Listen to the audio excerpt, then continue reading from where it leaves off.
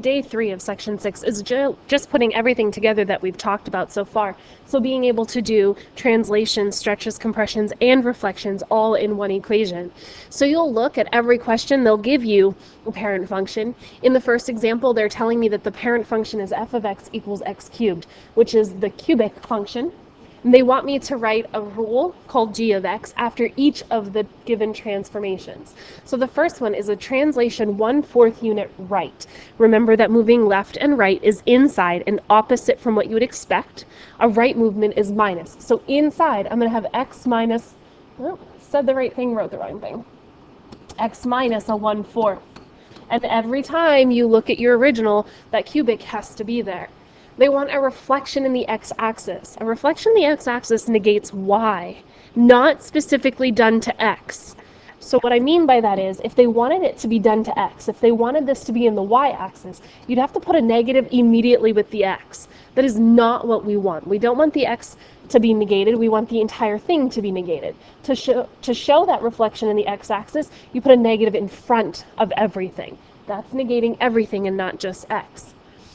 We have to make sure we call it g of x. Whatever they ask us for is what you call it. If they don't specify a name, then you get to call it whatever you want. Letter B, a vertical compression by a factor of 1/6. Compressions and stretches get put out front. They want a translation 2 units up. So remember, pluses and minuses on the end are ups and downs, and they're what you expect. So 2 units up is a +2 on the end. Now there's one thing missing from our equation other than the g of x out front. I keep saying anytime you have an equation that you needed to transform, you need to make sure that you've addressed whatever is there originally. And originally this is an x cubed, so make sure you put that little 3 in the air. Without it, you can't be considered correct. I also want to take a second to point out, even though they tell me it's a vertical compression, I know that it's a compression because 1/6 is less than 1. New parent function here. The new parent function is f of x equals x squared, which is a quadratic, U-shaped graph. Letter C, they want 6 units to the left. Left and rights are inside and opposite. So to show left 6, I want to do x plus 6. A reflection in the x-axis negates everything, so put that outside. And then an up 5 puts a +5 on the end. Remember, I started with a quadratic, an x squared, so I need a little 2, and they want me to call it k of x.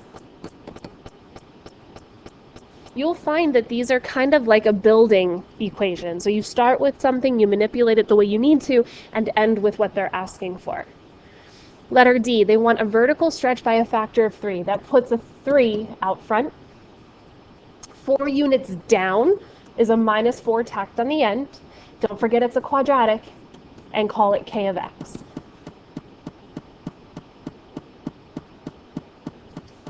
Pause the video and see if you can do the you try it.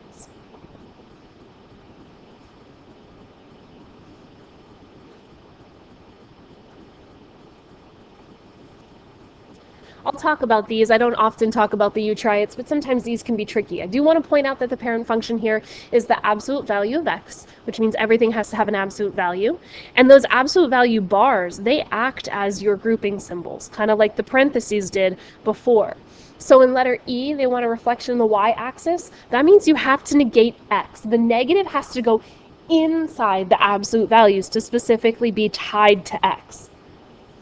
A compression by a factor of 1/2. Stretches and compressions, these are all vertical. We won't do horizontal, which means they won't be inside with x. You put stretches and compressions out front, not inside with x. And then the 4 units up gets tacked on the end.